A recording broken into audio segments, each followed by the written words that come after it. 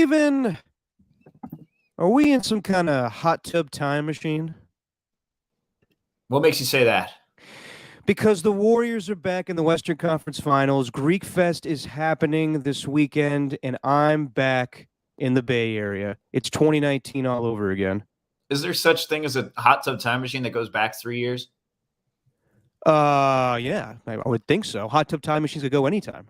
I mean, I thought it just goes back to 1985 or whatever. I thought that was the rule. Okay, full disclosure, I've actually never seen the movie, but I just love the title of that movie. You've never seen Hot Tub Time Machine? Don't do that because you hate when I do that shit. But no, I never seen Hot Tub Time Machine. I just know Craig Robinson does the thing where he goes, "Well, we're in some kind of hot tub time machine." Yeah. It's some sort of hot tub time machine. And then he looks at the camera. Oh, John Cusack is great in it. It's a great movie. I really liked it. And actually, now that I think about it, I'd never realized this. The guy who plays Winter Soldier, Sebastian Stan. He's in Hot Tub Time Machine? He's like the evil guy in Hot Tub Time Machine. He's the evil guy. he's the evil ski instructor. You know how it is in those 80s movies. Oh, of course, yeah. I'll have to get around to watching that tonight. They hit every 80s villain stereotype possible. It's great. Does he have the popped up collar to the collar? He pretends to do karate and shit. I want to say that me and my friends, the movie came out when I was in college, and I want to say that we tried to go see it, and it was sold out. It was that big of a deal at the time. This is like 10 years ago. Welcome, everybody, to Just Your Opinion, man. Stephen Langford, Derek Papa. If I sound weird, if I'm coming in weird, just let me know, Stephen. But I'm coming live from Greg's shed in the backyard. You may know from the show, him and John Lund refer to me as Shed Boy, and this is where I'm staying currently while I'm staying at my dad's place. Why'd they refer to you as Shed Boy? I never knew you as Shed Boy. Because last year during the free agency frenzy, I was working on, that's when we were working from home from NFL Network. So I was working from here because my dad needed to do the show from his studio / what used to be my room. So I had to stay out here. And while I was working out here, I would get little scoops about who's going to sign and whatnot. So I would text it to my pops and John Lund, and they're like, "Oh, another update from Shed Boy." Oh, there we go. Nice. There you go. Yeah. Now, in that shed, is that a rake behind you, or is that a? That is a rake. That is a rake. There's some shed-like things back here, but if you want to get a tour, it's not really a shed. There's a TV. There's some stuff. There's the TVs from my old place that I'm storing in here. There's a nice big old bed. Oh, wow. So it's not really a shed, but it's kind of just like an outhouse back here. No treadmill, huh? No treadmill yet. Treadmill's being delivered 2 days. Yeah, you're just the one though. Just the one. That rake is. I can't help it. It looks like a menorah. It really does. Fitting, isn't it? It is very, very, very. And then those blinds look like you shot Beetlejuice and made curtains out of his food. You can't shoot Beetlejuice. Haven't you seen anything from the movie? You can't kill him. Yeah, it's true. You can't. Let's not just say his name 2 more times then. No, you stole the black and white suit. He's actually onto the red velvet suede one that he wore at the end of the movie. Red velvet suede, is that even a thing? I don't know. Whatever. Yeah, makes sense. Yeah. So, Steven, I'm back in the Bay Area, and I can't wait. I still can't reveal what my new job will be, but in time. But let's talk about what happened last Friday night. We were all worried going into it. Were you worried? I was a little nervous. Got to be honest. No, because they were playing at Chase Center. There's something about this team playing at Chase Center where it's just different. And after that game 5, they just didn't seem prepared. Like it was pretty clear after the game that Steve Kerr and Mike Brown had agreed that if you're down early, like, don't go trying to chase those wins. You need to rest up for the rest of these playoffs. So, you know what? Just give it up. And really, I think they stopped trying in game 5. So, as everyone else said, I flushed that down the toilet and I was ready for game 6. I wasn't nervous. I thought I was really confident that the Warriors were going to win. I was Yes, I knew that they were going to win, but there was a part of me that was just kind of like, you know, the fact that they got just steamrolled in game five had me a little bit nervous. But we don't have to worry about that anymore. And I can say now in hindsight, not that big of a deal if you compare it to the Suns, just total collapse in game seven. Good Lord. But Yeah. we'll get all to that in a second. Let's talk about game six. And Mike Brown decides to go with Kevon Looney starting at center. And I commend Mike Brown just because he admitted in the postgame that it was not really his call. It was Steph Curry's and Draymond Green's call to go with Kevon Looney. So I think that's really good upon Mike Brown to be like, I'm an interim coach for the time being. I'm going to listen to the players and I'm going to go with them. I don't know what his decision would have been, but I think that's the right move. I mean, you and I were saying this, and Tommy Call was saying in the last podcast, that it's time to go back to the old school lineup with Kevon Looney in it, especially when Steven Adams is on the floor. So good on Mike Brown to do that. Well, yeah, and the only way that it would work though is if Draymond ended up being a shooter, and you actually had 4 out of your 5 guys on the court being primary shooters. So it worked, and I did not think that the game was going to go that way. Like, I did expect a win, but I didn't expect a win in that fashion where Looney would be setting a career high in rebounds and just absolutely destroying this team for 35 minutes on the court, at least on the glass. And then him and Draymond with their nice little front court back and forth. Pop, pop, pop, pop, pop. Like, Draymond had a couple of open shots, and it was all based off what Looney did. But it was cool how the game kind of flowed because neither Steph nor Jordan Poole were really shooting the ball well. Steph was okay in the first half. I think he was like 3 of 7 from 3. But other than that, like, he wasn't great.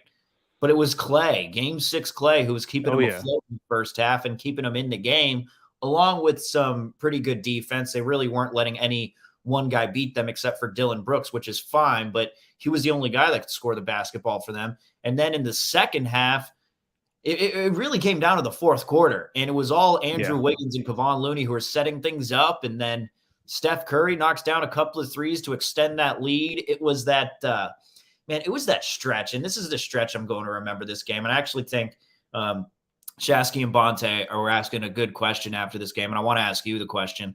But what are you going to remember that game 6 for? Is it going to be the Clay game? Because for me, it's going to be Kevon Looney. Like, I know that Wiggins had that unbelievable stretch where it was 89 to 87, and the Warriors went on an 8-0 run to make it 95 to 89, and that was all Wiggins. But then, like, Looney toward the end of the game, where they draw an open play for Steph clanks it, then Steph gets it back, then Looney gets the ball back, then they get another offensive rebound because Steph clanks it again. It was too perfect. Then Clay knocks down that shot to end everything and really put the dagger in him. I don't know, man. That's the play I'm going to remember this by, but that sequence by Wiggins is certainly not going to be forgotten. Yeah, if I had to pick between the three, there's obviously Klay Thompson, Kevon Looney with his 21 rebounds. 22. And I know, was it 22? Fantastic. 22. And I know every time Andrew Wiggins has a couple of good plays, Ernie will hit us up on Twitter saying, "Is this the Andrew Wiggins game?"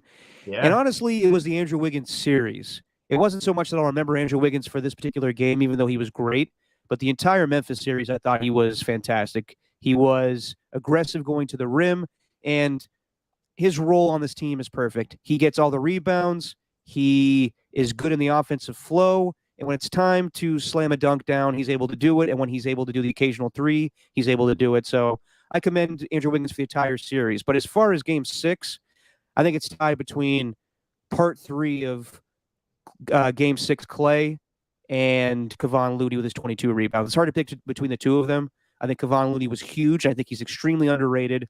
He's been there for, what is it? He was there for 2 of the championships. Was he there for all 3? I don't think he was there in 2015, was he? No, I think he came through after that first championship. That's right, because he was drafted the year after. Yeah. So he's been a big piece, a part of the whole dynasty run, and he's always forgotten because he is also a glue guy in a way. He knows his role. He doesn't start all the time. He's not the most dominant center, but he gets the job done, and he was able to be Akeem Olajuwon or whatever Clay called him after the game, Kavun Olajuwon or whatever the hell he called him. Actually, But I need to try and find this. I need to try and find this edit as you're talking because someone photoshopped Kevon Looney into Hakeem yeah, I Olajuwon. saw that. That is actually pretty good Oh, Photoshop. okay, never mind. Anyway, keep going. So I would say it's a mix between Kevon Looney and then we always remember Klay Thompson, Game 6 against the Oklahoma City Thunder when Kevin Durant was still on the Thunder, and that game is huge because they were down 3-1 and Klay was pivotal. And then we remember Klay in Game 6 against the Rockets. These are more in series where we were down and he, resurrected the Warriors back to life. But just to, Klay had a terrible Game 5, Game 4, and he comes back in Game 6 and just is back to his epic clutch Klay self. So I'll remember that, and I'll remember, Chase Center is undefeated in playoff games, and that's really impressive. The team has, or the fans have shown up every game at Chase Center, and I heard Draymond's podcast. Even he says it's not quite Oracle yet, but it's getting there. So we'll see what happens against the Mavericks, and I can't believe it's the Mavericks. We'll get to that a little later. But, yeah, man, I'll remember Klay Thompson doing part 3 of Game 6, and I'll remember Kevon Looney's 22 rebounds. Just epic. You know what's funny about these Game 6s, too? At least I'm looking back at that one against the Rockets. Damn, Klay, he only had 1 3 in the he only had 1 3 in the fourth quarter. That was those are his only points in the fourth quarter in this last game. You know that Game 6 against the Rockets? It was the same thing. 3 or 4? He only had 3 he only had 3 in the fourth quarter, also in Game 6 against the Rockets, too. Majority of those points was scored earlier. How about that? The biggest thing I remember from that Game 6 was Steph was over at halftime, and then he came back for 33 points or something. I don't even remember. I'm terrible with my memory. There's way too many damn games. It's like, how am I supposed to remember all these freaking games, man? It's too much. That one will always stick out of my mind because that was, towards the end where we thought the Warriors were, that was the last season with Kevin Durant and he wasn't there. And we went back to the old school Warriors before he got there. And that one will always stick out in my mind, even though the ending is not great as far as the whole playoff scope. But yeah, man, I was thoroughly impressed with them, how they responded after getting their asses kicked in Game 5. And in the grand scheme of things, it was just, the Memphis came out and they, the Warriors were in a buzzsaw in the grindhouse. There was really no way to get out of it. They just came to play that night. And Memphis, to their credit, stuck with the Warriors for most of Game 6, and then they just pulled away in the fourth quarter. Steph was clutch. It was the dagger 3 that made it, 95-88? Yeah. That really just put it over the top at that point. So, Steven, when you look back at this series, and, the better team won, in my opinion, but if Ja Morant is healthy, do you think there's a different outcome? No. Actually, I think I think it made it even harder on the Warriors in order for them to win this series, just because they had to go against a completely different team. Like the Warriors this is the blueprint for them throughout these playoffs, and this is why I think take the over on every single one of Doncic's point totals for every game. I think you'll come out on top if you bet the over on every single one, because their game plan is to let that star score and don't let the others beat you. And the Warriors didn't really know who the primary scorer was on the Grizzlies, and they had a tough time trying to guard everybody. Like, you will notice that they let one guy have a good game, but it would be Zaire Williams or Jaren Jackson Jr. who would be coming through with the clutch points, and they just didn't do that in Game 6. So it's a massive hypothetical, but I still think it would have been the same outcome. I really believe that, because after all, they crushed them in Game 3, even with Ja. And Ja was a total liability on defense. They would have figured him out. It would have just been too much. So I think, who knows, man? Maybe that series would have been 1-5. I don't know. Maybe. I think that you are correct that there's something about a team, not just one person, but when a team can compete with the Warriors, then they have problems. But one player cannot beat them. So, yes, you are correct in the sense that the defensive scheme of just letting Ja Morant get his is not going to do anything to the Warriors. It's when, Desmond Bane or Dylan Brooks go off where you have trouble. And I agree with you. They were more lethal when Ja Morant was out. Not to say that they're a worse team with John Moran on the floor. It's just different scheme wise. It's not to say if they would have even started this series without Ja that it would have been harder. Like, I'm not saying that at all. I'm saying because they had to make the adjustment after 3 games when their entire game plan had been for Ja Morant, and the Grizzlies' game plan was running through Ja Morant. Ultimately, I think it made the series tougher. Like, if they would have gone out there with that team without Ja to start the series, and who knows, maybe the Warriors would have swept them because they would have had a totally different game plan. So I think Ja going out even extended the series more than anything. No, I agree with that.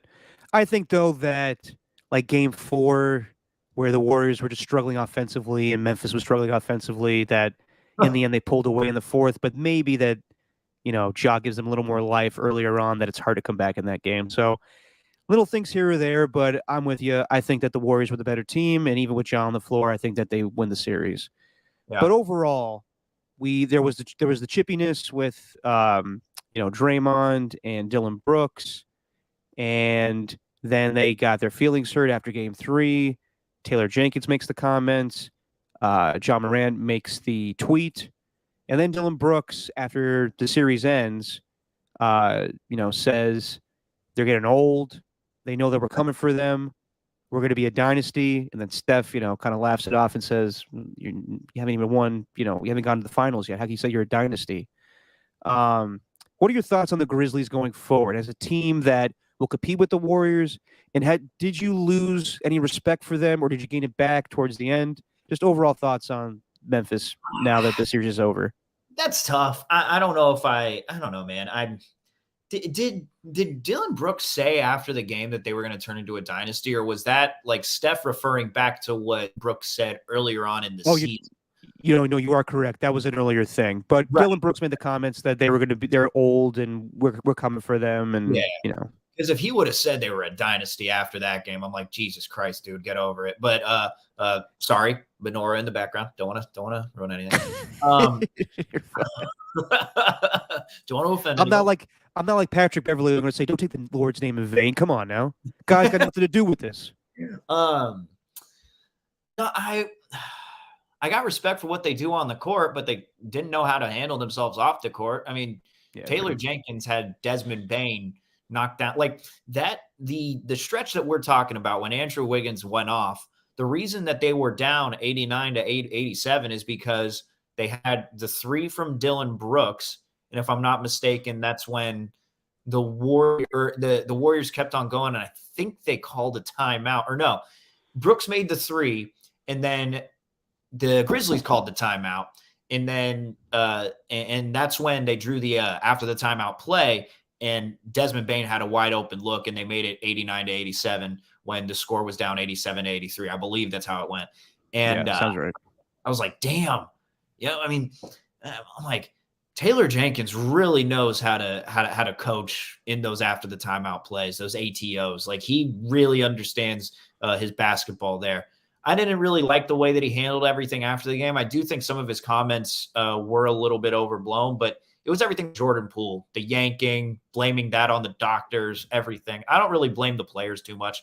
Like, the players they're young as hell. Like, what was I doing when I was 23 years old? Like, I was, how many drafts I had when I was 23, and I don't even have a following. You know what I mean? I had like some things that I was going to tweet out. I was like, you know what? Maybe I should hold back. You know what I mean? Yeah. So I don't know. And there's certain things that I do regret, that I put on social media, but like, I'm not going to blame them for that. And in the end, it seemed like they all, like Brandon Clark, for example, after game 1, I think he redeemed himself. He's a pretty stand-up dude. I mean, he's also Canadian. He's just super nice. Then Dylan Brooks, I think, had a phone call with Gary Payton, and GP2 was all class in that conversation. But Dylan Brooks, I don't know what to make of him. If they keep him on the team, I don't think they'll have that much. I don't think they have. I don't think he brings that much value to the team other than maybe a loud voice. And then Jaren Jackson Jr., like, he didn't really have a lot to say. So I don't know. I didn't really lose respect for him, but I do think they're going to be around for a while. As long as John Morant's there, they can build the team around that. And Jaren Jackson Jr., who I think they gave a max contract to, they're going to be around for a while, around in the Western Conference. I agree. I think there's going to be a problem going forward, and they could compete with us. Us as the Warriors. I'm speaking like I'm part of the team, but Yeah, you got the shirt. yeah. Well, see, and by the way, so they're not passing out the yellow shirts; they're all black shirts now. I guess it's all black. I did not get it. I don't like But it. isn't the slogan for the playoff run gold-blooded? Yeah, Then where's the gold? it's on the letters, I guess. Oh, man, come Yeah, going on. back and watching the We Believe 2007 highlights, and Matt Barnes knocks down that huge three in the game six. Um, the crowd with the yellow shirts, it just hits different, man. The Oh yellow yeah. shirts are just it. Everything about it is different. They need to bring the yellow shirts back. If there's been any problem that I've had with, I don't know who's making the decisions, but I'm gonna blame Joe Lacob. I'm calling you out. Need yellow shirts on the damn seats, man. I want gold. We need gold going forward. The look of it, the taste of it, the sound of it, the texture. The smell of it. I wish.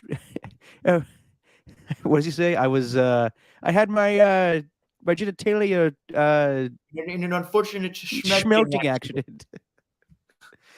By the way, Austin Powers, or not Austin Powers, but Mike Myers' new thing. You've seen it on Netflix? Ugh. I have not. I've seen the trailer and stuff for it, but I haven't seen it. I used to love that guy, but God, something fell off where he's just not funny anymore. Oh, is it not good? I watched one episode, and it's just back to the old Austin Powers stuff where he's playing multiple characters and making just stupid, like dumb names, like his childlike humor, which I enjoy from time to time, but it just doesn't feel like he's grown as a comedian. Just back to his old stuff. Yeah, well, you know what? Whatever. He's probably almost a 9-figure millionaire based on all the earnings he's gotten from like Shrek and Wayne's World and all that. Yeah, no, probably. I mean, he's got to be feeling all right. He can do whatever he wants. He's in Adam Sandler territory when it comes to movies. Now man, I don't know about that. People forget about Mike Myers. he had that role in Inglourious Bastards where he played. He did, but it was short lived. I think when the Love Guru came out, people were just like, "Well, this guy's not funny," and he stopped making movies. They were supposed to make an Austin Powers 4 where Doctor Evil was going to be like the main focus. It was going to be his backstory, but I don't think anybody cared. Yeah, that makes sense. Kind of sad. What were we talking about? Oh yeah, sports. No, yeah, the Grizzlies, they're going to be a force to reckon with going forward because even though Dylan Brooks kind of rubbed me the wrong way with his comments, he is correct. While the Warriors are a great team right now, they are getting older, and they are the young team, and eventually they may overtake them, and that's what Draymond Green. I've been listening to Draymond Green's podcast now, and he even said that where Memphis is going to be something we have to deal with going forward. So isn't that a sad reality? Like just thinking about it, I think I was reading that we're all getting older, including the Warriors. I think I was reading the piece from Tim Kawakami because Mike Myers, the Warriors, us, everything just dies in the end. Everything just getting older.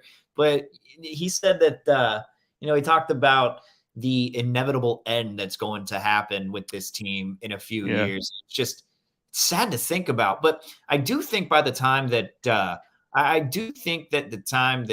in the time that the Grizzlies could be contending with the Western Conference, there could be a new version of the Grizzlies who pop right up. All it takes is a draft pick like Ja Morant and Jaren Jackson Jr. and maybe you sign a couple of free agents here and there, and teams can. The NBA is ever shifting. I mean, oh yeah, everyone was predicting the Lakers to win the Western Conference, at least nationally. Including me. Things change, man. Things change. So of course the Grizzlies are going to be around, but they're not like a shoo-in to be Western Conference champions. I don't think that at all. I think they're going to be competitive within the Western Conference, but I think other teams are going to get better. Yeah, and we'll see going forward just because we thought one team was going to be there and they did not make it, but we'll talk about that in a couple seconds here. But just Taylor Jenkins was the one that kind of rubbed me the wrong way in the whole series. Yeah. I'm with you, Steven. Players are going to be young and stupid and tweet things out, and they're going to ride for each other. Then I get that. And to be honest, the Ja Morant, even though it was not done the right way, I think that his comments saying they broke the code was kind of actually clever, but I didn't like it in the time. Taylor Jenkins, I just didn't like the way he conducted himself. He made it seem like he wants, he was kind of going tit for tat with Steve Kerr when Steve Kerr was out there. And it sounds like Steve's going to be back for game one tomorrow. But yeah, I just don't like the way Taylor Jenkins conduct himself. I think he's a great coach. I think he's going to be a good coach going forward, arguably coach of the year. But I just don't like the way that he kind of barked through the media and tried to get Jordan Poole suspended, even though that's the same thing that Steve Kerr did with Dylan Brooks. But I think we all agree that Dylan Brooks' thing was way more egregious. Yeah, no, agreed. Do you think that because we focused so much last year in the Western Conference playoffs on DeAndre Ayton and what he was doing at center and using him as the barometer for James Wiseman? I mean, do you think Jaren Jackson Jr. is the type of guy that James Wiseman needs to be, that style of play, or do you think he needs more like of a post-up guy? Because I was thinking about this question and, thinking, do you want him to be more of a Steven Adams or a Brandon Clark type? But he's way too athletic to be either of those guys, and he's bigger than Brandon Clark is, and he's more athletic than Steven Adams is. So I'm wondering, is Jaren Jackson Jr. the guy that we want to say, like, all right, if James Wiseman's going to be somebody, we want it to be him? I don't think he needs to shoot threes, if that's what you're referring to, because Jaren Jackson was good at that this series, all series long. I think he needs to be more like DeAndre Ayton, better than DeAndre Ayton. If you go back to Game 7 that we just saw a couple days ago, we just need a rim. We just need someone on the rim. We just need someone to get rebounds. Just a better Kevon Looney, a guy that can consistently score, is what I'm looking for. So no, I don't think we need someone that's going to be able to have the ability to shoot. I think he's some guy that can attack the rim when necessary. Gotcha. Okay. Yeah, I don't know. I'm just wondering. Just my opinion, man. It's just your opinion, man. But I really want James Wiseman to thrive, and I don't know, like, let's just get him on the court first of all. Yeah, I know, and it's just I'm looking at these guys, and I'm just thinking, man, if he could be Jaren Jackson Jr., I'd be thrilled with that. Like, I'd be thrilled if he could turn into that. Well, the original thing we were looking for with James Wiseman when he got drafted was we need someone to defend Anthony Davis and DeAndre Ayton. And now you look at it and you're like, are those guys really that, something that's going to really, hinder us going forward? We don't know. We know if Anthony Davis is going to be on the Lakers. We don't know if DeAndre Ayton is going to be on the Suns. Yeah. He's a free agent this summer, right? Yeah. All those talks are internal as to why he got benched late in the game. Yep. So we'll see what happens there, as I always say. But James Wiseman, we'll just see how the season ends, and we'll see if we need him going forward. That's my honest opinion on it right now. So whenever we close out this Warriors and Grizzlies conversation, because I do just want to speak on a couple of more things. Close it out now, sir. But I do want to play some sound from Steven Adams because this was just amazing. No, but I do just want one more thing. Okay. How cool was that to hear Mike Brown, though, after the game, not just talk about the fact that Steph and Dre wanted Looney to start, like, of course that's awesome. But the fact that Looney on his, what is it, 82? They've been there in 5 games. It's his 93rd game, right? His 93rd game in a row, which is just wild. Like it's like this dude went out to set a goal for 82, and he made it to 95. And not only that, or damn it, 93. But not only that, he put up 35 minutes, which was a career high in terms of minutes for him. Like, that was super cool. But after the game, when I heard Kevon say, like, yeah, them rebounding, I took that personally. Like, how much they smashed us on the glass in Game 5, yeah, I took that personally. Like, it's like he's Michael Jordan or something like that. Yeah. Like, what the hell? And then also, when Mike Brown said at shoot-around that Wiggins, they were talking about different pick-and-roll coverages they were going to use against the Grizzlies, whoever it was. And then Wiggins said, what do you need me to do, coach? I'll pick up Tyus Jones a full 48. I'll pick him up full court. Whatever you need me to do. And I'm like, damn. You just don't hear those guys talk. So there's something special about all that. And then it culminated in Game 6 Clay, who was never, he'd showed some emotion on the court previously, but it felt like 2 years worth of missing games just all exploded into the crowd when he was holding up the 6. The 6. That was so cool. No one else can hold up a 6 that cool. Like, not even Drake can go to Toronto and hold up a 6 and be like, yeah, and make it look sick. Like, Clay was just Yeah. I really, dude, I got chills. I'm not kidding. I watched that playback, I think, like 30 times. No joke. The sequence with Kevon Looney getting all those offensive rebounds and then with play 3. And I get chills every time. Like, it's gonna go down in postseason history, in my opinion, in Warriors postseason history, as one of the greatest sequences that we've seen. Like, that was just unbelievable. Unbelievable. I'm with you. It was great to see Clay show that emotion again because we all know what he's been through the last 2 seasons. Yeah. It just feels like old time. It just feels like old times again, man. I'm loving the nostalgia of all this. Yeah, it just feels like old times, man. Yeah. Speaking of Drake, he had a pretty good betting weekend, didn't he? Did he? I don't know. I saw he had a 3 parlay with he picked 2 game 7s in hockey, and then he picked the Celtics to win, and he got like a shit ton of money, I want to say.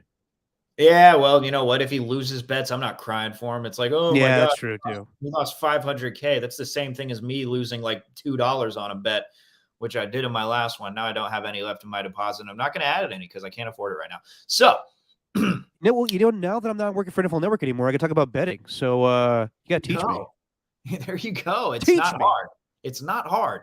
I just don't want to lose, though, Steven. I got things to pay for. I will tell you something, though. If you start betting, that's going to make you question what you think you know about sports. I know. That's the one thing. I always pride myself in what I do know as far as like the way the game's played, but then I'll start thinking about point spreads and shit that I don't care about. Yeah, and it's fascinating how close they can get these scores. It's like they will make the point total for Clay, for example, like 22.5, then he'll score 23. It's like, what? Anyway. Yeah. Can I play this sound for you?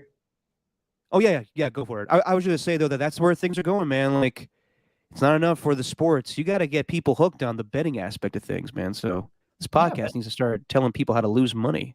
Betting's fun, man. Betting's a lot. I know. I'm with you. Right. I just don't know how to do it. I'm like Adam Sandler and Uncut Gems. All right, so I need to set things up here. So earlier on in the season, they asked about a Memphis staple called the Peabody Hotel. Have you heard of the Peabody Hotel? Oh, yes, sir. That is the hotel where Jordan Bell got in trouble. Yes, it is. Damn straight. So, you know about the Ducks, right? Jordan Poole. Shout out to Dan Dibley. He told me about the Ducks and everything. Jordan Bell and the Ducks. So they made a whole thing before Steven Adams went to Memphis saying, have you been to the Peabody Hotel? Have you heard of it? And they told him all about it. And they brought it back up after the series was over, at least on their little exit interviews or whatever. Here is Steven Adams. All right. If it's going to play. Oh, it's buffering. Oh, man. This is unfortunate. See what happens when you play things. I'm sorry. This is the first time this happened. I know. I swear this is the first time this has happened. Yeah, this has never happened in the history of a podcast before. Do something. What are you using? You use a Chrome or? Yeah, man. Check out that circle. Weird. Check out that circle. It's a very perfect circle here. I know. By the way, does it show my mouse when I do that or no? That's fine. Does it show my mouse though? Like right there? Yeah, it does. Oh, it does? Okay. It's like you're slowly. All right, hang on. I'm gonna redo this thing. And all right, here we go. If you knew about the Peabody Ducks and you thought it was a hockey team. All right, hang on. Did you ever get to go see the Peabody Ducks? Did you ever cross that off the list yet or no? No, are these those little marching guys? Here we go. Before the season, I asked you if you knew about the Peabody Ducks and you thought it was a hockey team. Did you ever get to go see the Peabody Ducks? Like, did you ever cross that off the list yet or no? No, are these those little marching guys at the hotel? Yeah, no, I haven't done it yet. See, yeah, I mean, I guess I gotta go see it. I gotta go see it. I think. Do young people do that? Little kids do? Okay, little kids. Yeah. I just don't want to show up and I'm like. Yeah, but is it like grandpa and then really young kids? I'm gonna guess. Because I'm like in between. I don't want to be like the lame guy. Like, I'm gonna guess. What's this lame dude doing, bro? Like, get out of here. This is for boomers, bro. He's an honorary duck master. I feel like I could be a duck master. I feel like you could. I feel like you got enough Yeah, you're a Grizzly, a starter. Yeah. Oh, is that a real thing? I thought you were bloody Yeah. Oh, no, bullshit. yeah. Yeah, you could be a duck master. Yeah, there's a guy who's like actually the duck master, and then they have honorary like celebrities, you know. Put that on the Tinder profile, mate? Yeah. Duck master, mate. Oh, everyone will be swiping right on that, mate. Yeah. Fuck, duck master. Wow. Sexy stuff, huh? I do like Steven Adams. You know how much older he is than me? -1 years. A month. Oh, He's a that month makes me feel terrible because you're younger than me. Actually, I think he's a month younger than I am. I think he was born in July. That's what I'm saying. Jesus. Hate this shit. Dude, he's 28. That guy. Oh, that's He's gross. 28, and he's 7 feet tall, and his entire family, I think he's got like a family of 8 with a bunch of brothers and sisters who are all equally as tall. And they're all from New Zealand. He's a fascinating character. I love him on the Warriors. I really would. That would be fun. Is Give he it a free couple agent? years. No, he's got 1 more year left on his deal. He's getting paid $17 million next year. Then after that, he'll be a free agent. In which case, if the Grizzlies don't buy out that contract next season, maybe the Warriors can claim him off waivers. I don't know. Would you rather have him or Cousins? Him. Yeah, maybe. I'd much rather have Steven Adams than Cousins. I like Cousins. I think Cousins is a baller. But Steven Adams, man, he plays 30 to 35 minutes a night. We didn't pay attention nearly enough to that. We all thought Steven Adams was benched during the Timberwolves series. He didn't play during the regular season. Go back and look at his minutes. He's averaging 30 a game. Yeah. No, the Warriors got some decisions to make. Obviously, GP2, Kevon Looney after the game he had, he's a free agent. Yeah. So we'll see what happens there. Wiggins and Poole. It's made a shit. Wiggins and Poole. Oh boy. Yeah. This is interesting. Might as well win this season and see what happens after that. This offseason is gonna be hot.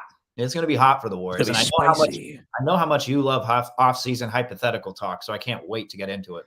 Only when it comes to the NFL. But we'll play the NBA off-season hypothetical game, I guess. Speaking of spiciness, Steven, do you got your hot sauce handy? Yeah. All right. Hang on to it for now. We'll get to it. But you did lose again. Just making sure you're ready. So how did I lose again? What did I do? You got every series wrong except for the Warriors. That'll do it. You took the Bucks, you took the Sixers, and you took the Suns. That'll happen. Asking me how you lost. Jesus Christ.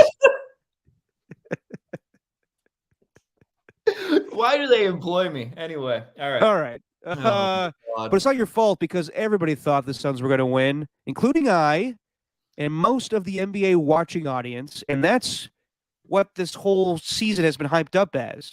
Because, originally everybody was hyping up the Lakers. And for whatever reason, I thought that team was going to be better than what it was.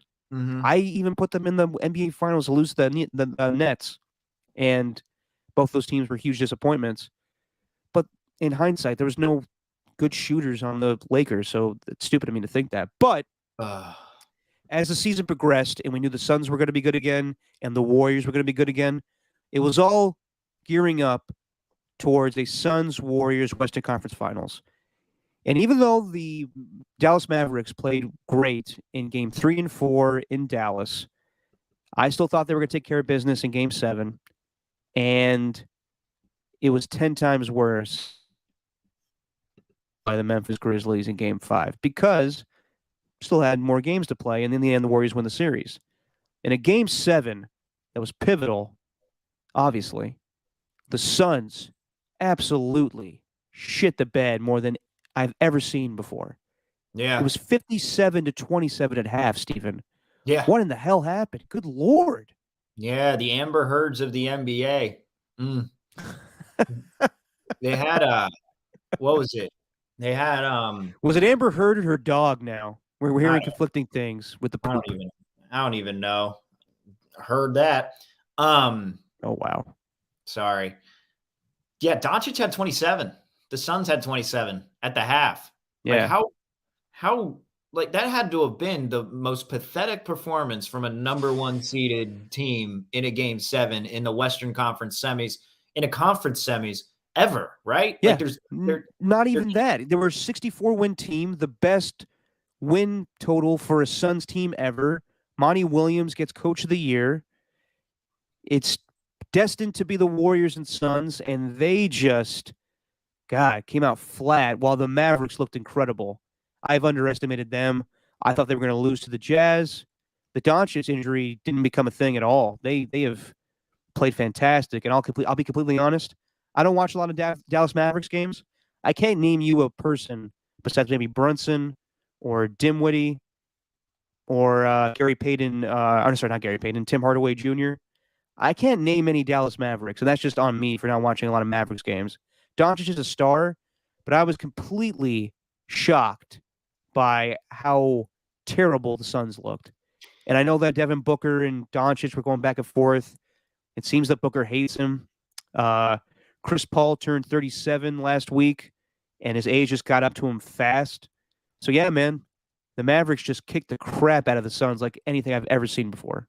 Yeah, it was terrible, man. It was unbelievable. No one could have predicted that. And not only that, but the way that they lost. I mean, you could have predicted that the Mavs would have won, but I remember thinking after those first two games when Doncic scored 35 or 45 in game 1, and I think he scored 35 in game 2. I remember going on the air the next morning and just saying, like, and them losing. I was like, this Mavs team is just outmatched. They can score with Luke all they want, but the Suns are just too good. They're too deep of a team. And then you bring it back to Dallas, and they tie things up, and it's like, okay, yeah, they're still in it. I think the Suns, man, I think the Suns got really cocky. I think the players themselves got really cocky. They just didn't bother to game plan. What the Warriors did in game 5, they didn't adjust at all. Like, that's really what I'm drawing from it. And they just gave up. But the Suns did that in the final 3 games of this series. They did it game 5. They did it. They didn't do it necessarily in game 6 because I think they won that game, didn't they? But yeah, they did. Every home game, every team won a home game except for the last game. Game 7. My bad. Not game 5, but I'm talking game 6 and then game 7. Like, how sad is that? But man, I really think there was something to just them getting lazy and them thinking, all right, we're just going to scoot past this Mavs team. And then also Doncic got super cocky. Jason Kidd. How cool was that thing in game 7, by the way, the mic'd up of Jason Kidd? Did you see that? No, I didn't actually. Yeah, he was mic'd up on the sideline. Oh, wait, where he said, like, let's act like we're down? No, nothing like that. When he was on the sideline directing the play, telling every single defender where to go.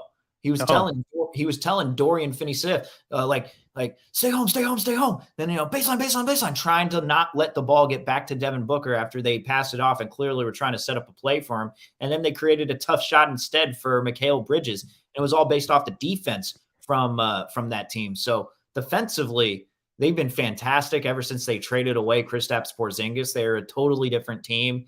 Yeah. But that being said, I'm not too worried about this series coming up. I'm really not.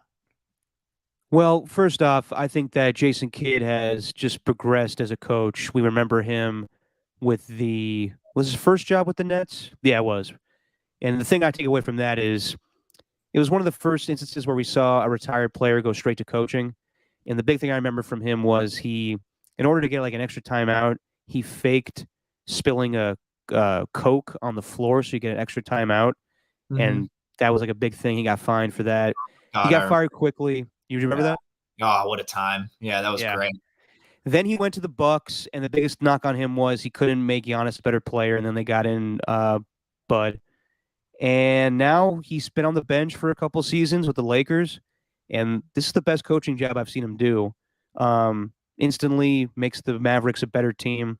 He's coming back to the Bay Area. He was a Cal legend, so it'll be interesting to see Jason Kidd back in the Bay Area. As far as the series coming up, I really wanted to see the Suns, and it was more so just because I thought the Suns were going to, kind of turning into the former Warriors, like the 2015 Warriors, except they didn't win anything. Last year they went to the finals. They lose to the Bucks. Everybody, they went from the laughingstock of the league to becoming everyone's, favorite team. That, if your team's not in it, you root for them. That's what I thought the Warriors were in 2015. And then they just laid a big, fat, sneaky egg in Game 7. It was terrible. DeAndre Ayton gets benched, and that leads to speculation of whether or not he'll return. Devin Booker was 0 from 3, and then we talked about Chris Paul just not playing well. So while we say the Grizzlies are going to come after the Warriors and maybe the Suns, even though they had a 64-win season, I'm not scared of them. I'm not scared of the Grizzlies either. And if the Warriors were going to play the Suns, I would have gladly said that they were going to beat them in 6. I was not scared of them. Even in, they lose Christmas. No, the Warriors beat them Christmas Day in Phoenix. There were a couple games where the Suns beat the Warriors this season, but I never thought for a second that if the Warriors and Suns were going to play each other, that they were going to lose. I always thought the Warriors were going to handle them. Hang on. So I'm kind of disappointed that we didn't get that series. However, this is very interesting to get Luka Doncic. And I don't know this Mavs team very well, and we'll pick the game coming up here and talk about the series more, but I will say quickly, the Warriors need to be on their A game, because what I saw from the Mavericks is that they are great from three-point range. So It can't be where Clay and Steph and Jordan Poole are having off nights anymore. You got to be on. Right. And no more turnovers. You can have turnovers. Obviously, it happens in games, but the volume of turnovers and how just stupid they are has got to stop, because that's exactly what the Mavericks did to the Suns. They will make you pay, and they will obliterate you for 30 points or go up by 30 points if you don't play smart basketball. Draymond Green is the only person I've seen on record to say that he thought the Mavericks were going to beat the Suns. And he's the first person to say on the podcast on Sunday night, I am not taking this team lightly. This is going to be a great series, and we need to play our A game. Exactly what I said. We need to shoot threes, and we need to play better defensively, and we need to play smarter basketball when it comes to the turnovers. So while I was expecting the Suns and kind of anticipating the Suns and wanting it to be the Suns, I'm happy with the Mavericks, but I'm not taking this team lightly. The fact that I don't know them as well kind of scares me a little bit. Well, that's all well and good. Let me give you some numbers here. But you're wrong. Let me give you some numbers, because, I know the Warriors' turnovers were an issue, right?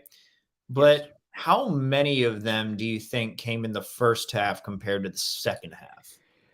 Oh, quite a bit. Yeah, because guess what? They were tied with the Grizzlies in the second half in turnovers. They both had 38 each, and they had twice as many in the first half. The Warriors did. They were just terrible turning the ball over. So I'm thinking to myself, if they can avoid those early turnovers, the ones that are just so boneheaded, because it felt like they were just down by 10 immediately in the opening of these games. It really felt like that, and they were climbing an uphill battle, and I think that sort of thing forced Clay to try and put up these threes. I think it forced Jordan Poole sometimes to put up those threes. I think it forced Steph to even try and put up those threes. So if they limit those turnovers, not even in the second quarter, just in the first quarter, I'll be feeling good about these turnovers. I'll be totally fine with it. So I'm not too worried about the turnovers. It's the shot turnovers, the ones that we don't see, the numbers that don't count, the ones that are just terrible, where they're able to get those buckets in transition. Although the Mavs are the slowest team in terms of pace in the league. That's what they like to do. Yeah. Instead of just making things happen. Anthony Slater actually had a fantastic breakdown on The Athletic to preview this series. They like to just take the ball up the court, read the defense, and then let Luka try to do whatever he can, try to beat you. That's what their offense is predicated on. And then you get the made threes from those guys that are revolving around him. How big of a series is Jalen Brunson going to need in order for them to win this series? Dorian Finney-Smith, he's another guy who's going to need to be huge. Davis Bertans, with the limited amount of three looks that he's going to get when he comes in off the bench, Davis Bertans is going to have knock down those threes. So I just see that with the Warriors and the way that they play offense, I don't know if the Mavs are going to be ready for that. And I don't know, man. I'm feeling pretty confident. Although I will continue to say, though, I do think that with Jason Kidd and Luka, I do think there are going to be a couple of games where the Warriors just kind of take themselves out of it, because I just think that's bound to happen. I think the Warriors are going to I think they're going to win, but I think they're going to win in 7. I think this is going to be a 7-game series. I can see this going pretty far. You're muted. You're muted. You should unmute yourself. Jesus. I'm There so out of my element here in the shed. There you go. So off. This is just so weird. It's hot as hell in here. All right. That's interesting you say win in 7. I'm with you, though, Steven. I think that Steph and Clay, there will be days where they will not shoot well, and the Mavericks will shoot well, and that will just be the difference. Yeah. So it's going to be an interesting series. I was not expecting this, but it's going to be fun. And it's the first time the Mavericks are playing the Warriors in the playoffs since we believe.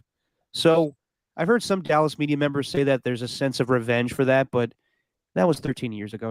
No one on this team remembers that shit. So let's move on. But the best thing to come from the Suns losing is that no matter what, the Warriors have home court going forward in every series, whether this one and the finals if they make it. So it's gonna be fun. Yeah, I don't think they've been good on the road. They haven't impressed me too much on the road, and that's also why I think this could be in 7, just because I think you talking about the Warriors on the road. Yeah, I don't know, man. I don't know if they can. I don't know if they can beat the Mavs back in Dallas. I'm gonna have to look more at those home and road stats as I do a full preview show tomorrow. Tune in. But man, I don't know. And Luka doesn't have like this. I think Luka was taking over in that Sun series as like, I'm the guy. He's out there thinking, all right, you know what? You got Devin Booker. CP3 hasn't shot the ball well at all in these last 5 games. I'm the best player on the court.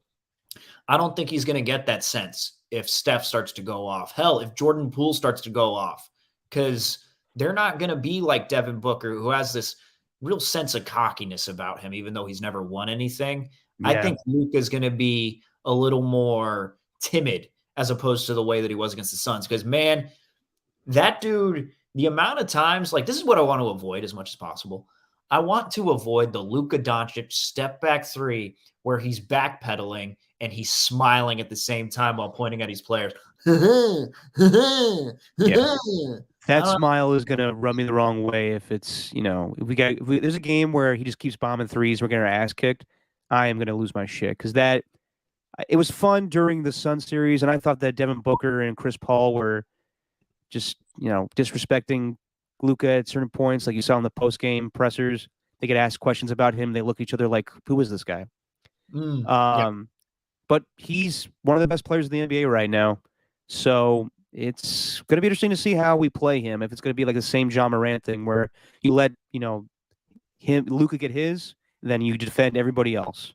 Yep. So and I think that's exactly the blueprint that they're going to want to go with. And Spencer Dinwiddie crushed them. They crushed the Suns in Game 7, but he also crushed the Warriors during the regular season. I remember thinking, like, damn, Dinwiddie, way to go, man. I was happy for him, actually, because I really like Dinwiddie as a person. I like him as a player. I like his game. I think that I thought it was awesome watching him go off in Game 7, but you can't let him do that. And then Maxi Kleber and, I think Dwight Powell, if memory serves me correctly, was kind of going off in the beginning of the game. He's not going to get as many minutes. He's not going to be their closer.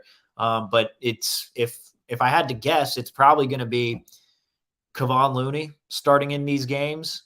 I'd think, I don't know, unless they want to start Otto Porter Jr. right away with him coming back from the injury. But it's going to be most likely Dwight Powell up against Kevon Looney. And then I don't even know who's going to play their 4. I guess it's Bullock who'd be playing their 4. So you could be seeing that as the front court, and then Steph, Clay, and Wiggins going up against Doncic, Brunson, and Finney-Smith. So it's going to be an interesting matchup. And who knows, man? No 2 series are the same. Like we could all of a sudden be seeing a series where Kuminga is starting to thrive because he's playing a younger team, and Cowabunga. Hey, man, I mean, maybe when, they're not I guess, it wasn't, it wasn't so much on offense or defense. That was the problem with him against Memphis. It was offense. It was offense and him turning the ball over. So I don't know. Different series, though. Different series. And if he does get a stop, I mean, I don't know what the Mavs are like getting back on defense compared to the Grizzlies, but you never know. Kuminga could get a steal and then dunk after that and start to get going. You never know what can happen in this one, man. Did you get my Cowabunga reference? Yes, Patrick Beverly, right? Yeah. Because he's a rookie, I'm not going to say his name right. Like, Yeah. I'll get to that guy in a little bit here. But real quick, Eastern Conference, Celtics close it out, winning 7. I'll be completely honest, I was driving from from the LA to the Bay Area while this game was going on. Just saw it on my phone a little bit. It just seems like the Celtics are just more dominant, and the Bucks didn't have any offense to show for it. So I'm glad that the Celtics advance. It's kind of weird that both finals teams from a year ago don't make it to the conference finals, but I think the Celtics are going to win and go to the finals, and it'd be great if it was a Warriors-Celtics series. So that's your prediction? It is. Let's get to it now, I guess. Well, hang on. All right. You did see the latest though with the Celtics, right? No. Yeah. So Marcus Smart and Al Horford are out due to health and safety protocols. Well, they got COVID. Shit. I don't know if they got COVID, but they're out due to health and safety protocols. So that means That's what they usually means, though. they're probably going to be out for the next couple of games. Just want you to. I did not see that. Damn it. Yeah. You know what? As we were coming right on the podcast. Yep. Well, shit. Yeah. It's not great, but no, it is not. Horford was huge in this series. Yeah. Yeah. I still may go with the Celtics, but let's get to that right now. We'll review what went down in game 2, or round 2, I should say. It's time for little wins or wangs, but let's review what we did last round. So, Steven, you got the hot sauce ready. I beat you. Basically, I picked the Warriors in 6. Oh, sorry. I picked the Warriors in 5. You picked the Warriors in 5 as well. We were both off by 1, but gained a point. Celtics in 7. That's what I predicted as well. I got it right. You said Bucks in 6. Heat win in 6. I said Heat in 7, so I was off by 1. You said the 76ers would win in 6. And then both of us got the Mavs wrong. We both said Suns. So in the end, I win by a grand total of 2 points, and you win by a grand total of 0 points. So, chug that saucer. Yeah. All right. I could put it on a chip, right? You're not like. Nope, you got to chug. All right. I put it on a chip, though. I said chug. It's already there. Fine. What kind of chips we got there? Tostitos? No. It's Deep Safeway brand. Oh, yeah. Just the clear plastic bag. Oh, they're really good. Stings the nostrils. I could actually use some hot sauce. I love coming back to the Bay Area, but God, the allergies here totally just fuck with me. Don't rub your eyes. Yeah. All right. Right. So we're doing this predictions here? Let's do it. Another edition of Wins or Wangs. Oh, yes. All right. There's only 2 series, so let's make it quick, Steven. We got, in the Eastern Conference, the Celtics at the Heat. And the Celtics in the Jason Tatum era are 0 for 3 in the Eastern Conference Finals. They lost to the Cavs twice, and they lost these very same Heat a couple of years ago. So, Steven, how do you see the series going? While you feel the heat, are you picking the Heat? I actually am. Oh yeah, you got this. You got the Heat burps. If Smart or Horford didn't go down, I'd probably be talking differently. But I think the Heat are going to win this one in 7. Well, I'm sorry it makes you sad to say that, Steven, or you could just be upset about the hot sauce. But despite the fact that Al Horford and Marcus Smart may miss a couple of games, I'm still going to take the Celtics. I think that Jason Tatum is playing fantastic, along with Jaylen Brown. And I love Ime Udoka as a coach. I think he's done great things. I wonder if Brad Stevens is going to stick around and be the GM there or try to go coach somewhere else. But regardless, I am taking the Celtics because I want to see a Celtics-Warriors series, which leads me to the Western Conference Finals. I think both of us are going to pick the Warriors. But in the end, Steven, how long do you see the series going? You said 7. Sticking with that? 7. 7. All right. I am going to say I can see the series going Warriors win 2 at Chase Center, up 2-0. And then the Mavs just tie it up because they go back to Dallas. And Cubes is going to have that place going, baby. Maybe. I don't know. But I'm sure Mark Cuban is going to be loud and obnoxious during that whole series. Dude. Has anybody reached out to the station trying to get him on? Of course. Yeah, it's just Mark Cuban at Mavs.com for everybody out Yeah. there. I was looking back at the 2007 series. Cuban's goatee was fucking awful. I don't even remember it with a goatee. He had a goatee so bad. Was it really? Just terrible. It's like, besides Dirk, that's the best decision he's ever made. Well, that and Luca. Yeah, and Luca, but dude, the goatee And just firing terrible. Avery Johnson. Giving that thing, best idea he's ever had. Better than any idea he's ever come up with on Shark Tank. I don't know if he was the one who bought up dude wipes or whatever, but Dude wipes. yeah, but man, the dude wipes is a very successful thing from Shark Tank. I don't know if you've seen it. Why are you talking like you got like marbles in your mouth? It's a lot of saliva building up. All right, okay. So you take the Warriors in 7. I'm gonna say it's tied up 2-2. We go back to Chase Center, 3-2, and then the Warriors just end things in Dallas and break their achy hearts. By the way, total dick move by you.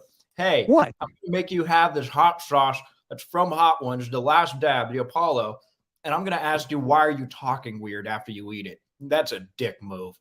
Is it a dick move, Steven? Because you're talking like you got like half of your mouth missing.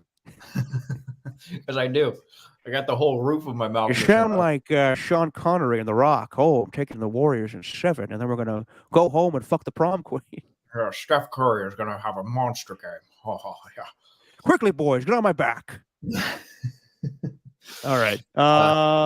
Patrick Beverly. Can we get to Patrick that? Beverly. Yeah, Patrick Beverly. So, Why do we care so much? well, I don't care, but I just want to have a conversation and compare it to Draymond Green. So Draymond Green has done a fantastic job when he does media-related stuff. He has the podcast. He goes on TNT, and I think he does an amazing job. He addressed this in the last podcast where he said, for all those people out there that say that I can't manage my time playing basketball and do a podcast at the same time during the playoffs, you're all crazy. I know what I need to do. Just let me do my job and just stop, shut up. And I commend him for that because I don't like being told what to do either. So good on Draymond Green. But he does things the right way. Initially, when he did, when the NBA was in the bubble, he went on into the TNT stuff and he was calling out Joel Embiid and he was calling out Jokic. And I thought that was kind of dicey because we're going to see those guys again. And it's just, it's weird to talk about someone in the media when you're not even like a legit media member yet. And he is now. I like his back and forth with Kendrick Perkins, calling him the ogre. And then Kendrick Perkins fired back and says, "You ain't ugly, you ain't cute, you ain't pretty, you is just ugly as me." But I think Draymond Green does things the right way, and that he's conducted himself better as time has gone on. Joel Embiid has done his podcast. He gives Jokic his due. He just gives respect to players in the NBA. Where Patrick Beverly, good Lord, man, Chris Paul has had a rough time. Last week, he had his wife and mother, whatever happened in Dallas, but something happened, and he's not playing well. And then he has his arch nemesis go on Get Up and all the shows. ESPN just puts him on every single show imaginable the next day. And we all know what happened a year ago. Pat Beverly pushes Chris Paul after the Suns beat the Clippers in the Western Conference Finals. And he just eviscerates him on national TV, saying all these things about him. And it was more personal than anything, in my opinion. However, I do think that there is something to what Patrick Beverly is saying, where some teams just don't fear him. I think that's accurate, but just the way he was going about it. JJ Redick even said something. Matt Barnes even said something. And ESPN just loves it because, hey, it's hot takey bullshit. But I think that there's a way to go about doing things, and I think Patrick Beverly did things the wrong way this whole week. Like, they're not going to get rid of him. We're talking about it right now, so they love it. But I just thought that it was more personal than anything with him saying he's a cone, whatever the hell he kept saying about him. Chris Paul is beloved by many people. Damian Lillard came out and said, he's ridiculous for what he's talking about. I just thought that it was a little more personal than anything where, his boy is James Harden and he says, I would give him the super duper max. And you can't deny that James Harden's playing terrible. So I don't disagree with what Patrick Beverly was saying, but but I think the way he went about it was just awful. I don't care. I don't care. All right, fair enough. I really don't. Like Matt Barnes and all them, JJ, they can have an opinion on it because those guys are both former players, and it's like you don't respect this, you don't disrespect this dude. But Patrick Beverley was on the same team as him, wasn't he? Like With Chris Paul? Yeah, wasn't he on the same Rockets team with them, or was Beverley on the Clippers at that time? He was traded in the Chris Paul trade. Okay, gotcha. Yeah. So I don't care. I don't care how you conduct yourself to the media. Like, I don't like, why are we taking this? Why? Who cares? Like, CP3 is making $40 million a year. I don't have any sort of sympathy for that guy. Like, and I think at the very crux of it, I think what Patrick Beverley was trying, the reason why it was so personal for him, because you are right, like saying that you'd give James Harden the super duper max, like that's just asinine to even say that based on what James Harden did. But I think at its core, Beverly really does not like the way that Chris Paul is covered. And which the truth is, even though he may be one of the greatest point guards of all time, he still hasn't won the big one. And they treat him like a god. And maybe it's jealousy, maybe it's all that, but there's some stuff that happened on the court. I loved it. I don't care. Really? Yeah, man. I don't care how he handled himself. I don't care. Like if the professional athletes have have a say in it, then that's great. Like, because they played in the NBA. That's why I think everyone going at Kendrick Perkins. Like, imagine if Kendrick Perkins saw who was making the comments about him through their microphones. I'm sure Kendrick Perkins would say, "What the hell did you do in your life to say what you want to say about me? Like, you didn't make it to the NBA. I don't care how I did in the NBA. None of you were in the NBA." So I love it. Like, athletes fighting with athletes and doing it on national TV and doing it in a way that's not harmful. It's not like he's calling for people to go to Chris Paul's house and egg it or something. I don't know. He's not calling for him to, he's not calling for violence. This is TP his house. This is State Farm will be there and take care of him. And I know Draymond did it in a professional manner, but Draymond knew that he had a future ahead. Patrick Beverley, I don't think has a future in the media. Oh, you don't think so? No, he saw After his this? shot. He saw his shot and he took it. I am just comparing the two because I think both are very similar players, that they're irritants towards their opposing teams, and they're both defensive-oriented guys. I mean, okay, I know it was more personal with CP3 and, calling him a cone and calling him names or whatever, saying that, nobody's scared of him. I do think there's a sense of truth to it when he's talking about nobody's scared of the Suns.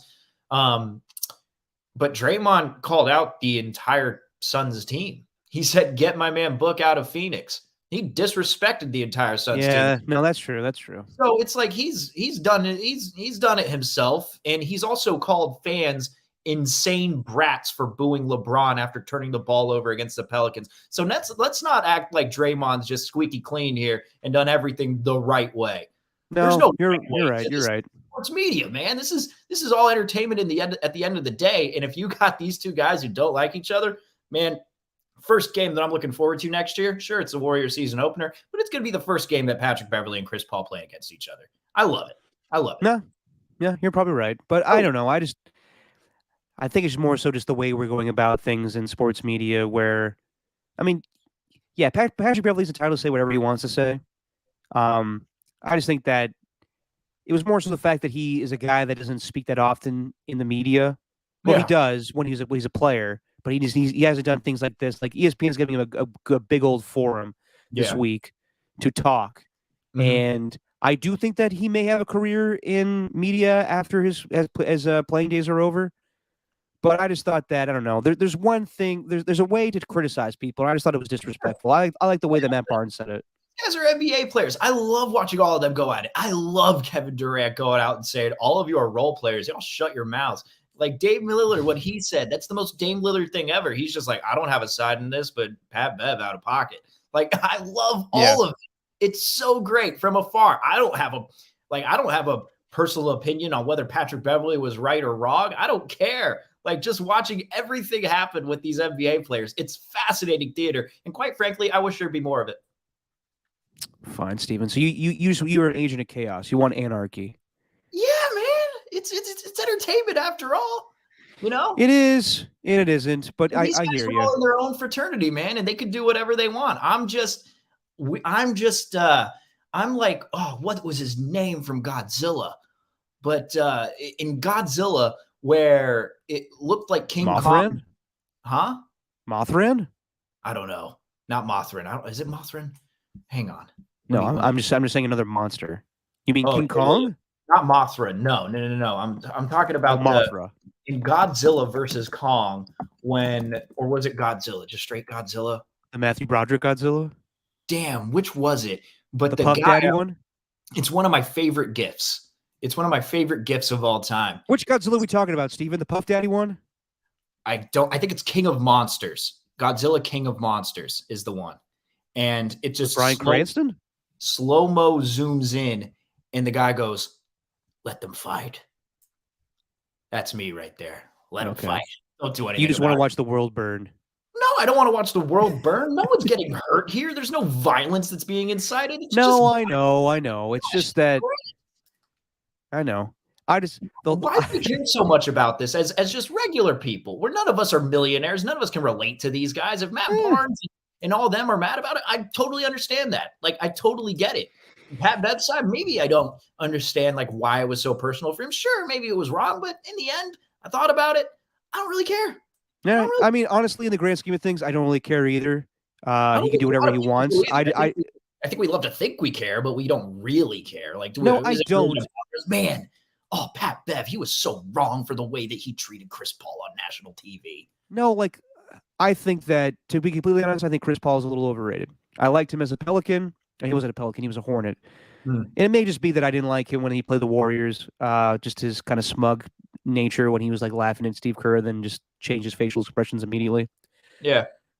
But I don't know. I think there's things that there's a way to go about with the media, but then that's just me fighting a battle that I can't win anymore. So in the grand scheme of things, I don't care. However, I do think it was hilarious that Charles Barkley said on TNT, I don't want to go to San Francisco. That place is hell to me.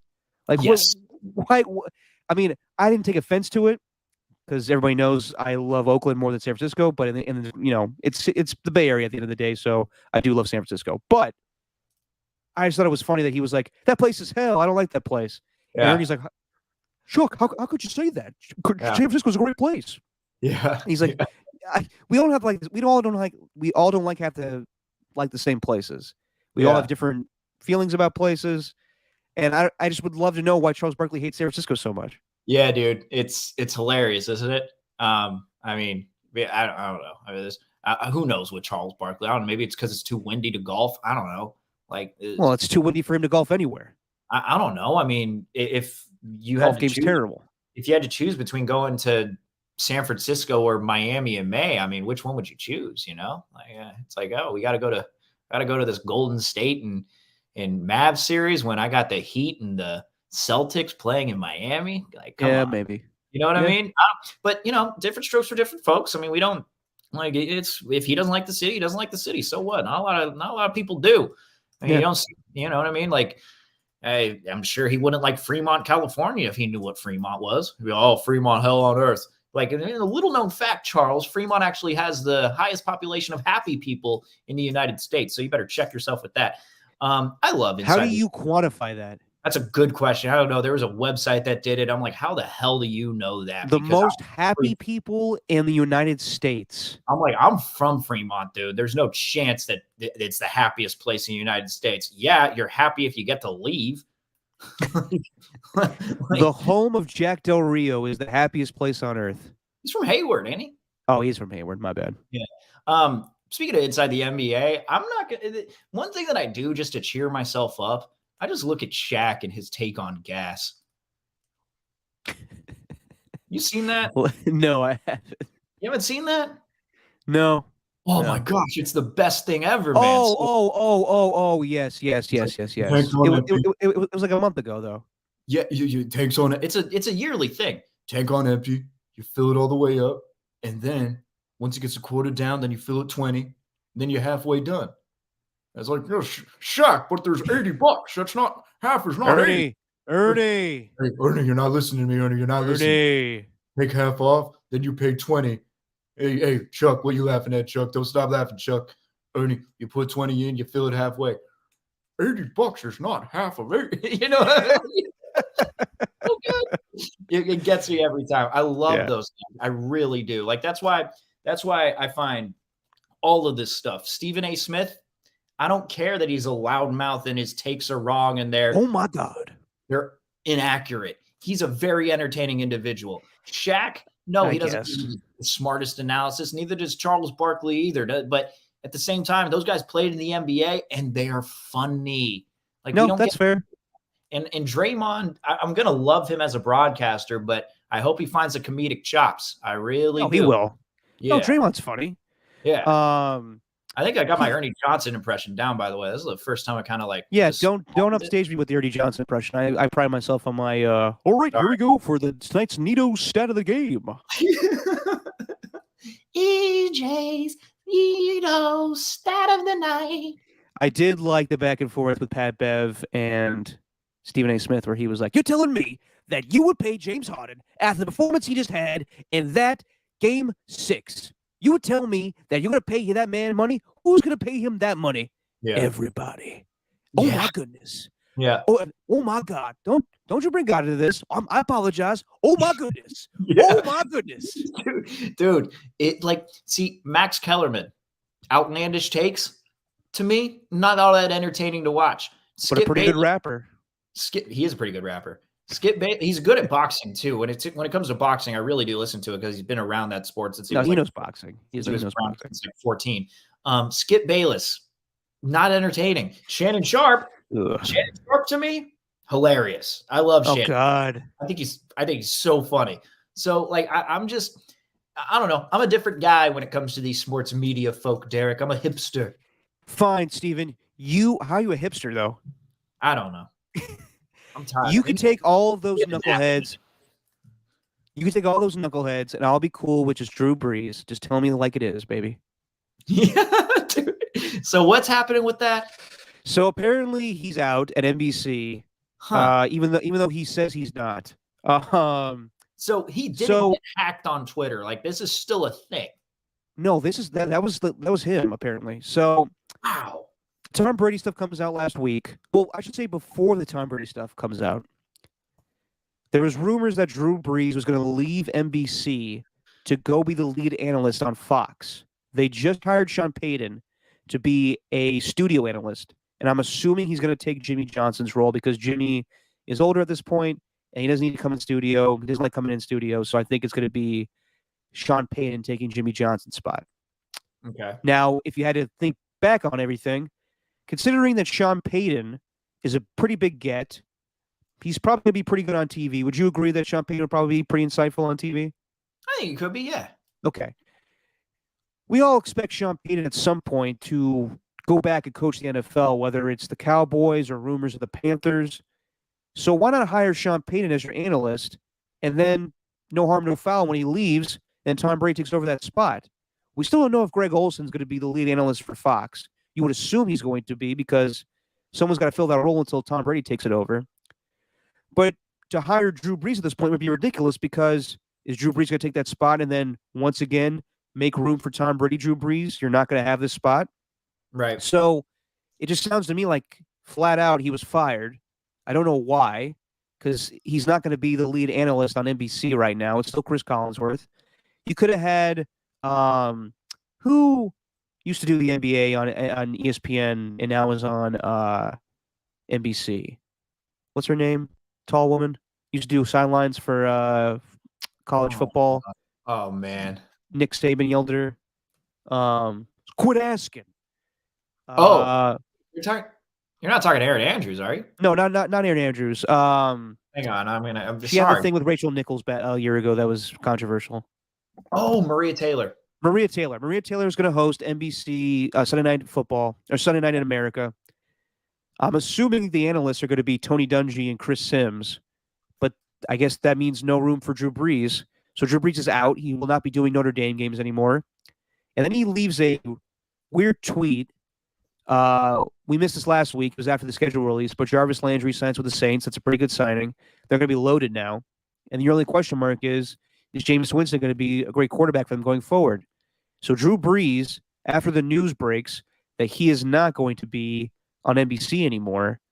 He tweets this out. Despite speculation from media about my future this fall, I'm currently undecided. I may work for NBC. I may play football again. What? I may focus on business and philanthropy. I may train for pickleball tour, senior golf tour, coach my kids, or all the above. I will let you know. It's so damn hot in here, Steven. I can't think straight. But You are getting very red.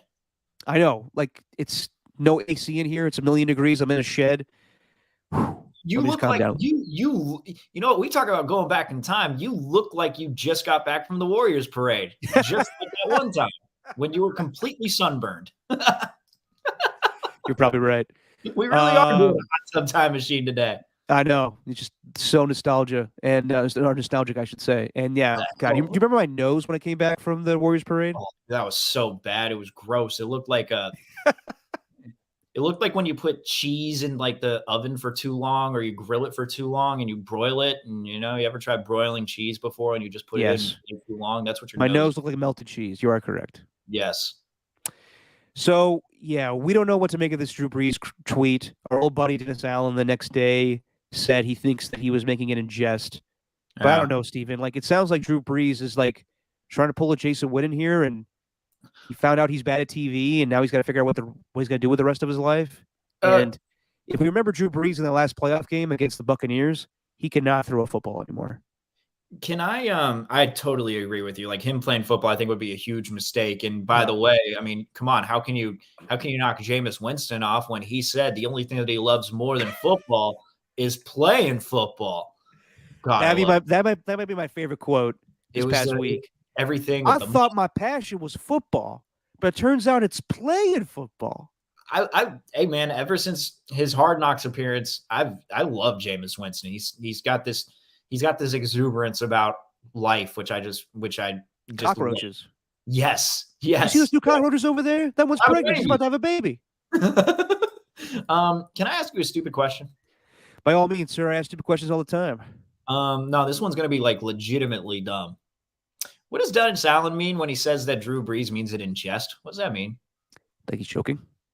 Oh, in jest? Why does he say in jest? Who says in jest? Like gesturing? Oh, I don't like that. All right. Sorry. I don't like when you say funnily enough. Funnily enough. Funnily enough, I don't give a fuck, Derek. Drew Brees, though, like, I don't know, man. I didn't like him on the broadcast anyway. I thought I think it's going to be the same thing with with Tom Brady. I just think they're so desensitized into just not showing any of their personality when they're around NFL people that it's just going to be the same thing. Like it was just, you might get a little insight here and there, but dude, I don't know. I didn't understand the Drew Brees thing. Like if you had to give me, my choice of the guy who would be on the Fox broadcast along with Kevin Burkhardt, it'd be Aqib Talib. Like that would be my goal. I think that dude brings a fresh perspective on things. He's not afraid to share his mind. And also he's not as professional.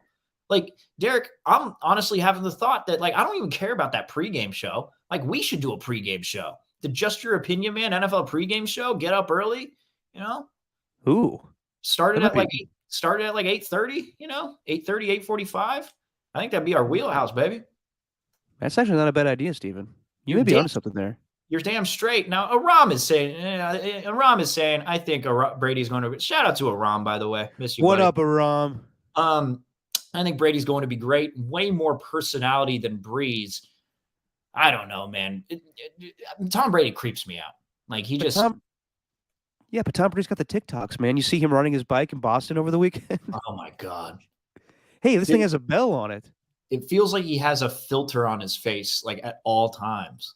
I don't know. I really he's like a fake human being. Have you ever like Will Salva at Good Morning Football? You ever yes. Oh my God. Yeah, fake human. You referred to him as the robot, the football robot. Looked like the Inspector Gadget, Oh yeah. Like just like, hey guys. Yes. I got updates for you. So let's talk about the teeth were too white. The teeth were too white. The hair was too perfect. Like the skin tone, all of it. But anyway, have you ever had like the thought of if you were to meet a celebrity, what would you like, what would you say to them? Because I've thought about that with Tom Brady before. Well, what would you say? Hey, I'm from Fremont. You ever heard of it? That's literally it. I'd be like, "What's up, dude?" You know what I mean? I'd be like, "What's up, Tom? How you doing?" Hey, I'm from the Bay Area, man. I'm from Fremont. Probably haven't heard of it. It's like 20 minutes south or 20 minutes to the east of you. You probably never heard of it. So, hey, Fremont, bro. You ever been? Is that a knock on him because he never comes back and represents the Bay Area? No, it's more of a knock on Fremont because nobody from the Bay Area ever knows where it is. Oh, Yeah, unless you like knew. Oh, you mean that last stop on Bart? Yeah, that's no longer anymore. that's true. It's where's it go now? I just saw it the other day. All the way down here, dude, to San Jose. Yeah, God, Yeah, Bart goes to San Jose now. Yeah, It's a whole new trippy. world. It's very trippy. Yes. By the way, haven't used my Clipper card in 3 years. Saw that it was in my wallet. Started using it, Yeah. and got a notification from Clipper this morning, Bart service, saying you've been using bad money for the last couple days here. Wow. Yeah, so Get the it on Bart your police are phone. kind of It's a going to lot- come and get me. Get it on your phone. It's a lot easier. You can just add money straight from your phone. No, Elena set up for me a long time ago, but the funny thing was today I couldn't log into my account, and all the security questions were set up by Elena. So Why would you I'm do on that? the phone. What's up? Why would you do that? Because I was busy one day and I was like, Elena, can you set this up for me? She was like, sure. And sure my enough, 3 years later, I'm on the phone with like my Clipper card service, being like, hey, I can't log into my account. Okay, can you? So we have some security questions for you. Can you tell me the name of your best friend? And I'm like, my childhood friend Jamie. Nope, that's incorrect. I'm like, is it Elena? Yeah, it is Elena actually. She is ridiculous. That sounds just about right. Yep. All right. Real quick, Steven. What is have you ever seen this before in baseball where a team pitches a no-hitter and loses? Nuh-uh. Never seen it. So the Reds did this a couple days ago, right? Yeah. Yeah. So the Reds are having a historically bad season. They only have 9 wins on the season. They're terrible. Is this something to take pride in? No. I'm gonna say no. Yeah, I don't think so. You'd take pride in Hunter Green, the guy who headlined the no hitter, because that dude is just unbelievable, and he's your new pitcher, Hunter Green. Number was he number 3 or number 2 on my top 5 prospects to watch this upcoming season prior. Oh yeah, to, you did. Yeah. prior to the 2022 year. Hunter Green, right there. Interesting. God, I'm better at predicting that than I am series final scores. God, that's terrible. Yeah. I'm not gonna lie, that's bothering me. That's gonna eat at me a lot.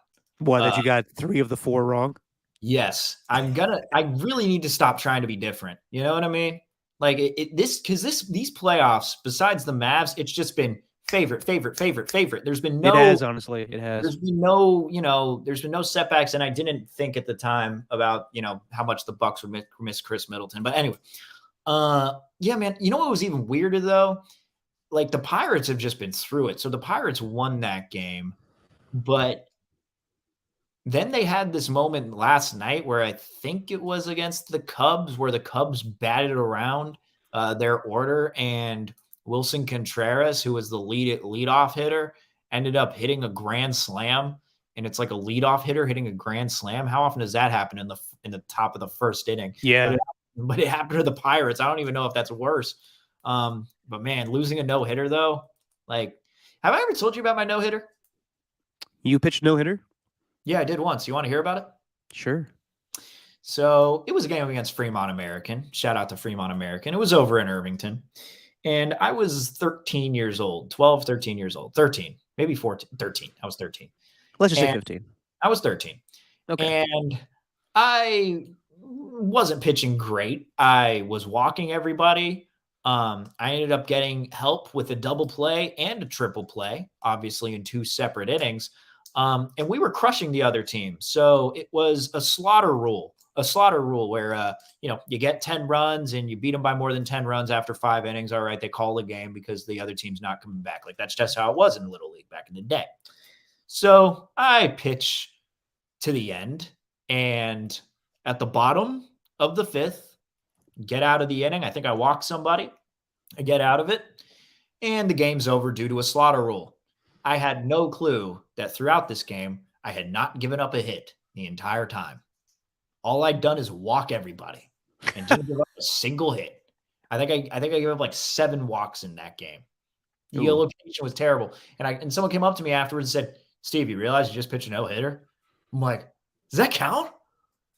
Yeah, I mean, you didn't give him a hit and the game's over and we won.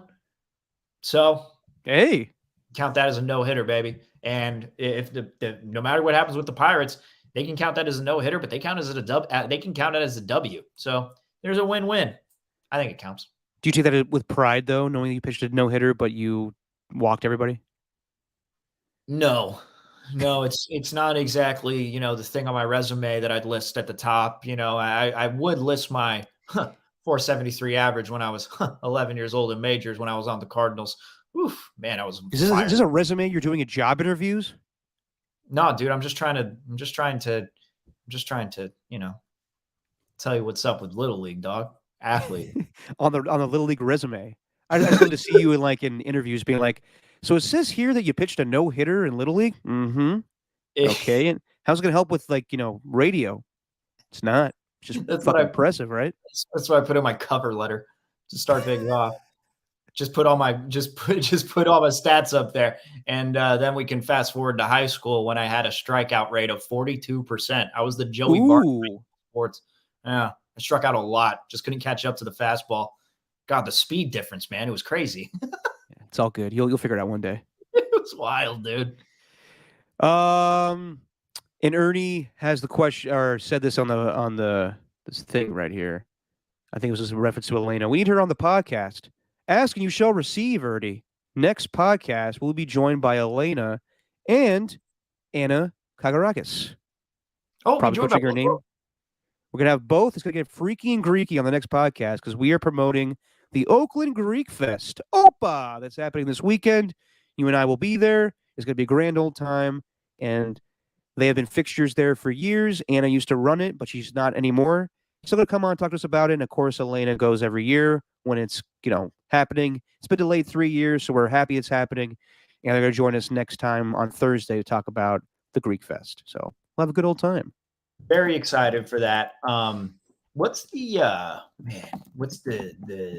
sausage? What's that called? Lucamatis. No, those are the donuts. Spenakopita? No, that's not it. That's the only 2 things I remember. God, yeah, I know. Spenakopita and of course the Lucamatis. Yeah, that's all you remember. They'll tell us. The sausage and the cheese.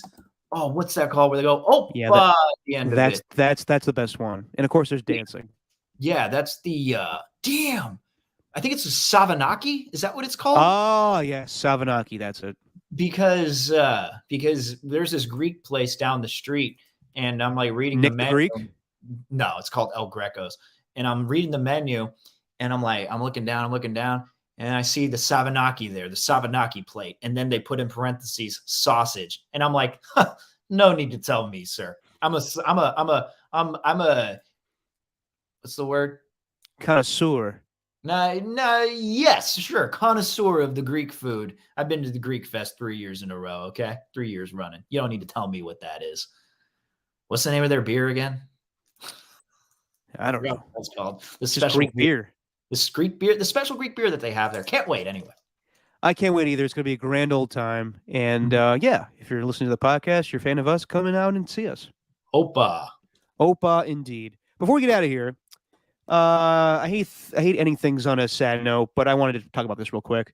My dad is in Buffalo, and I was there recently taking care of my grandma. And over the weekend, there was a just horrendous shooting in Buffalo at a grocery store. Racially motivated, just terrible. And I know everybody always says thoughts and prayers, and just life keeps going on, and this stuff keeps happening. And it's just sickening. And I really don't know what to say about it other than I know that town, I know those people, and it's just terrible that would happen. And that's all I can say. I'm just thinking about the people in Buffalo, and it's just awful that 10 people in a grocery store were murdered just because they were black. Just sickening. Yeah. No, it sucks. It really sucks. Yeah. Yeah, how else are you supposed to react to that sort of news, man? Like when I saw that, I think the sad part is like well, other than, I mean, every part about it is sad, but also at the same time, it's just, understanding like we've heard something like this before. If I've read Yeah. something like this before, it's nothing that's new. And you think that changes are coming and they just haven't really been made because there's just always these types of people who are out there, man. It's just awful. And out of nowhere in Buffalo, like it was a supermarket, wasn't it? Yeah. It's a grocery store that's well known to Buffalonians, and just terrible. Absolutely terrible. The video is available for people to watch. I would Oh don't gosh, even watch it. It's just sickening. yeah, the guy live streamed it, didn't he? It was just It's like something out of the fucking Batman movie with the Riddler. Like it's terrible. Yep. Anyway. Yeah.